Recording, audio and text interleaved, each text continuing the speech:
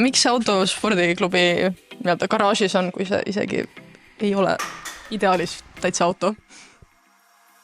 Ta vähemalt mitte töötav auto. Ta töötab. Viimane kord panime ta tööle, siis ta läks isegi tööle, sõitsime siin Kaugel te jõudsite? 200 meetrit, siis pidime tagasi lükkama. See on tõesti kauge. Aga miks ta roos töötab nii palju? Ta on natuke vana ja me käisime temaga raja peal sõitmas. Kui vana? Aasta pärast saab 30-seks juba. See on tõesti, kas teil on üldse nii vanu liikmeid? Üks liige on vanem, üks liige on sama vana kui see buss. Ja kui vana see buss on? 76 aastast. Arvutuslikult? Ehk siis 49 saab see aasta. 49, see on tõesti, see on pikk elu. Autospordiklubis teil peab olema siis on autoparandus masinaid väga palju, teie poolt antud, et liikmed ise ei peaks enda tavaari kohale tooma. Ma isa garaažis sellist objekti ei näinud. Mis selle eesmärk on? Eesmärk on see, et kui tuleb uus kevad, saame ilusti suverehvid ilusti alla panna ja liikmed saavad ohutult sõita. Kas suverehvideks lihtsam ei ole nagu lihtsalt tangidega need naelad välja tõmmata või? Arvestas seda, et mina näiteks ostsin endale kallit talverehvi, mina ei tahaks neilt veel neid naelu välja kista. Veel, miinuskraadid veel tulevad, need praegu oleks tõesti liiga vara, aga... Absoluutselt. Ma näen, et teil on seal kellegi väga ilus krossi masin.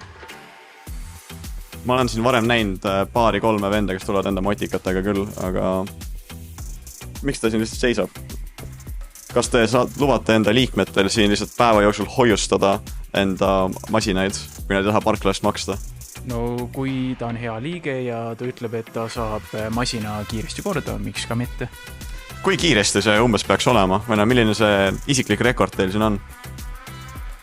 Otselt isiklik rekord oli see, et tüüp tuli ütles, et teeb 2 tunni töö, aga tegi nädal aega seda, et me nagu enam ei suuda mõõta isegi.